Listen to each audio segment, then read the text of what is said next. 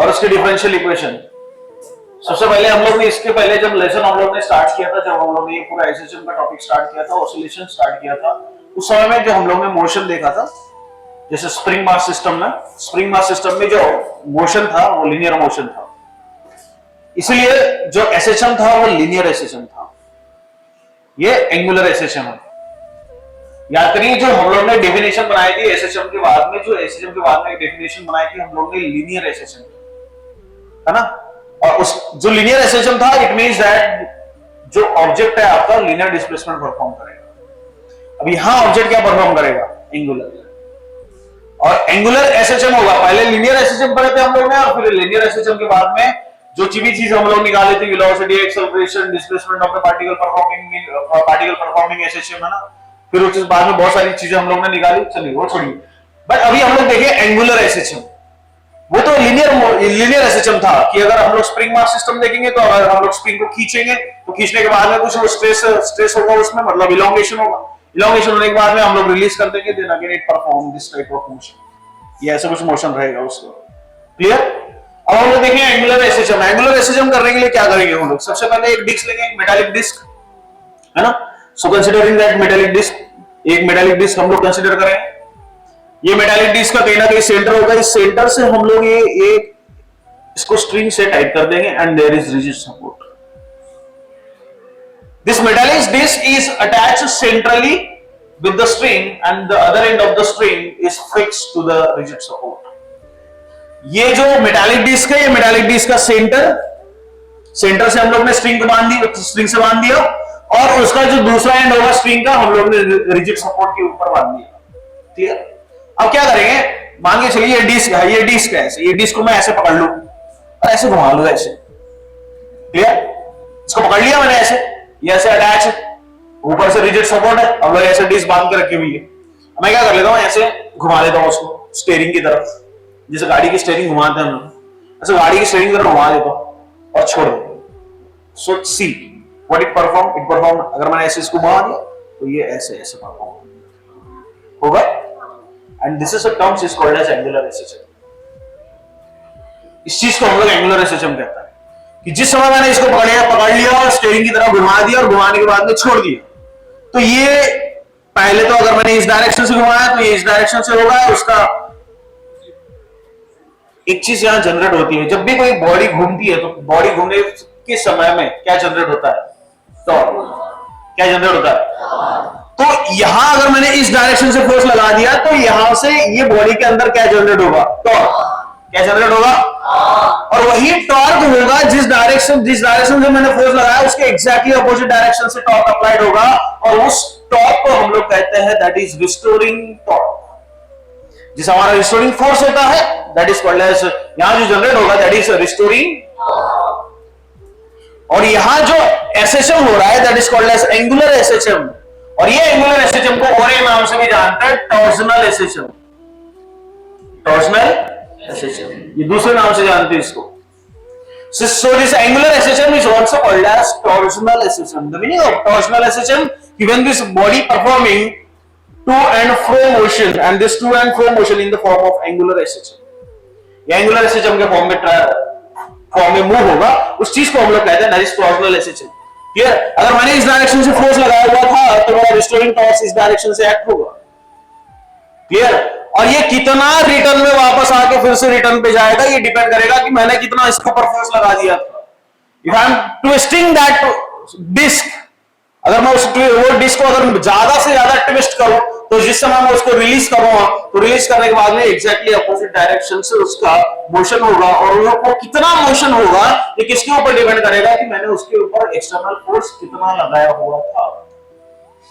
समझ में आ रहा है? जैसे देखिए आप लोग जो छोटे बच्चों की जो खिलौने वाली गाड़ी होती है घूमने की, उसमें पीछे में ऐसे वो वायर लगा हुआ था, उसको खींचते हम लोग, और खींचने के बाद में हम लोग उसको छोड़ देते, तो छोड़ देने के बाद में वो देखो again it generating the restoring torque, and it is exactly working of phenomenon of angular SHM. वो पूरा का पूरा कंसेप्ट किसके ऊपर काम करता है? एंगुलर एसएचएम के ऊपर। फिर आप देखेंगे उसको एक मेटालिक डिस्क दूसरे मेटालिक डिस्क से अटैच रहती है, दूसरी मेटालिक डिस्क तीसरे से अटैच रहती है, and how it's that all the phenomenon is working. तो ये सारा का सारा कौन सा SHM है, angular SHM. So that angular SHM is also called as torsional SHM. तो यहाँ इसमें कितना रिस्टोरिंग टॉर्क जनरेट होगा, ये किसके ऊपर डिपेंड करता है कि हमने इसको कितना ज्यादा फोर्स लगाया होगा. जितना ज्यादा हम लोग फोर्स लगाएंगे उतना ज्यादा रिस्टोरिंग टॉर्क जनरेट होगा. और रिस्टोरिंग टॉर्क जनरेट होने के बाद में अगर मान के चलिए ये पहले इनिशियल पोजीशन से यहां से हम लोग ले, फिर इधर फोर्स लगाने के बाद में अगर ये कुछ एंगुलर डिस्प्लेसमेंट ऐसा कुछ थीटा लगा, so this theta is angular displacement. तो ये कितना एंगुलर डिस्प्लेसमेंट देगा, ये किसके ऊपर डिपेंड करेगा कि कितना इंटरनल रिस्टोरिंग टॉर्क जनरेट हुआ. जैसे force is directly proportional to minus of x, वैसे ही torque is directly proportional to minus of theta. Clear? तो यहां से हमारी इक्वेशन बनेगी, कौन सी equation? That is torsional equation या otherwise restoring torque. That restoring torque कितना होगा, ये किसके ऊपर डिपेंड करता है कि वहां एंगुलर डिस्प्लेसमेंट कितना होगा. And where theta is your angular displacement. So theta is your angular displacement और ये torque और theta opposite direction. That the restoring torque and there is a displacement, angular displacement are in opposite direction. Clear? और जब भी this is torque and this torque is directly proportional to minus of theta and this negative sign indicate that this restoring torque and angular displacement are in opposite direction. ये दोनों opposite direction में रहेंगे. And we have this concept of physics की which अभी हम लोग proportional sign लिखो करके क्या यूज करेंगे, constants. Torque this is minus as it is and this is c and where is theta, where c is a restoring torque constant. c का नाम क्या है? Restoring torque constant. So where c is your restoring torque constant है आपका, so we get the equation that is torque is equals to minus c into theta, where torque this is what torque, ये torque है and this is theta. Theta is your angular displacement. Theta क्या आपका? Angular displacement.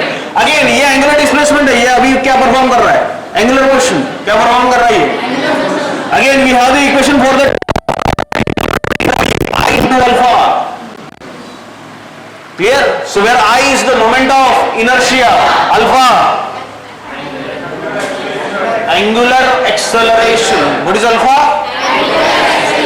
So we have the equation for the torque. Again torque is equals to minus c into theta and torque for the rotating body is equals to minus I into alpha. Clear?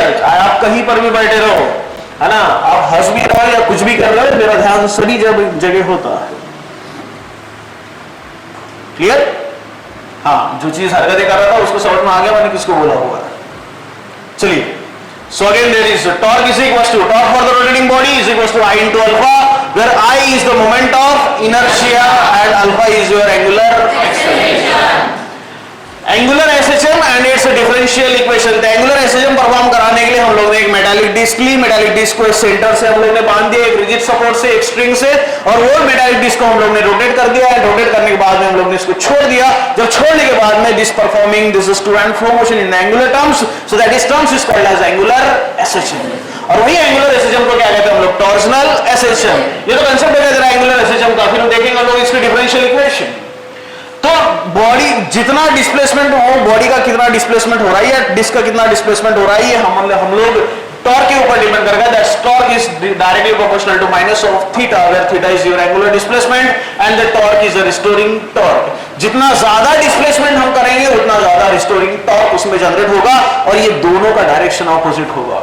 So that's why this torque is directly proportional to minus of theta, where negative sign that indicate that both are in opposite direction.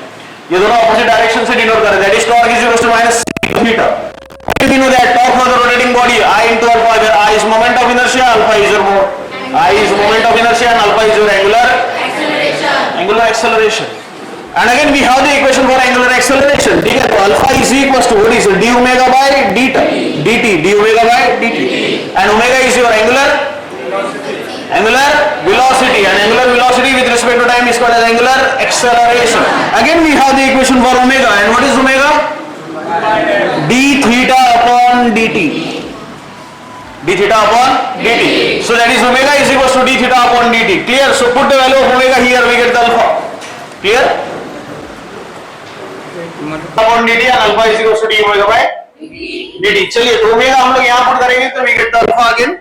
So what is the equation for alpha?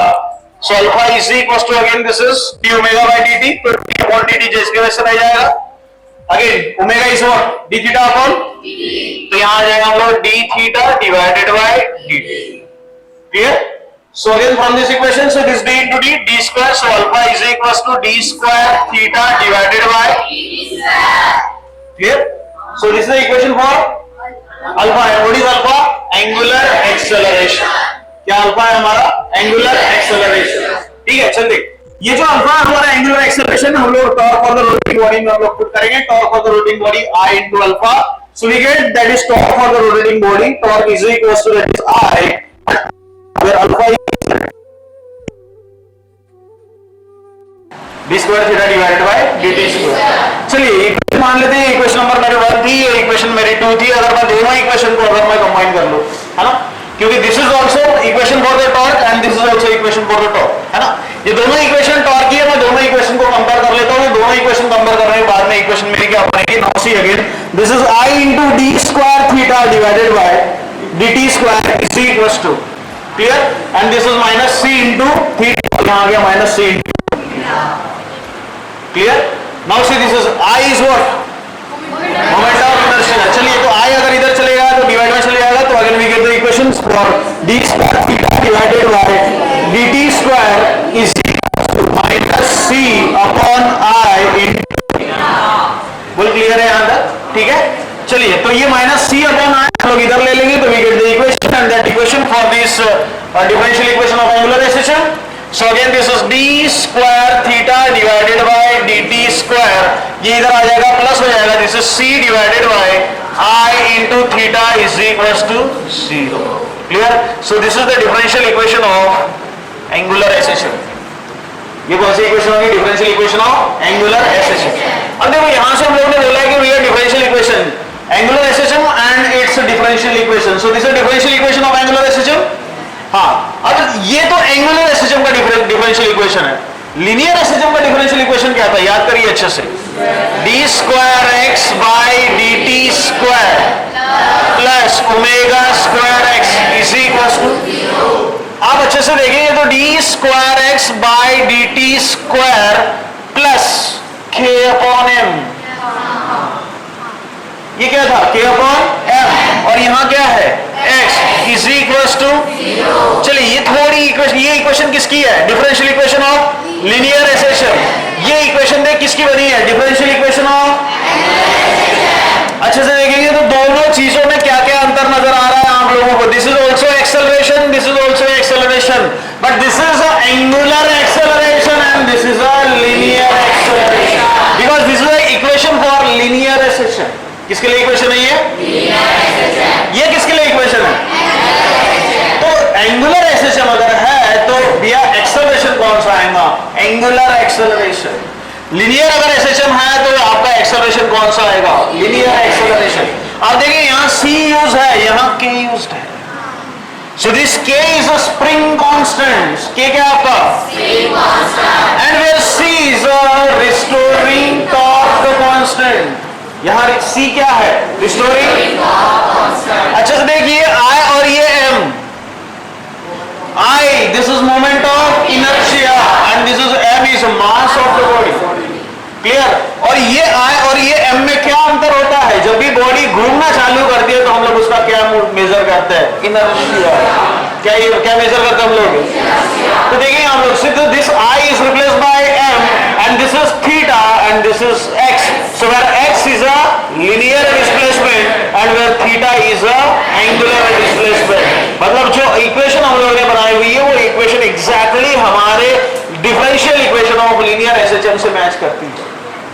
Concept सिर्फ इतना ही है कि यहाँ linear के concept से हम लोग ने पूरा का पूरा डिफरेंशियल इक्वेशन बनाए थे.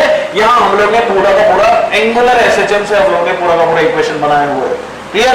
So this is all together the concept of angular acceleration and it's a differential equation. And what is the differential equation of angular acceleration?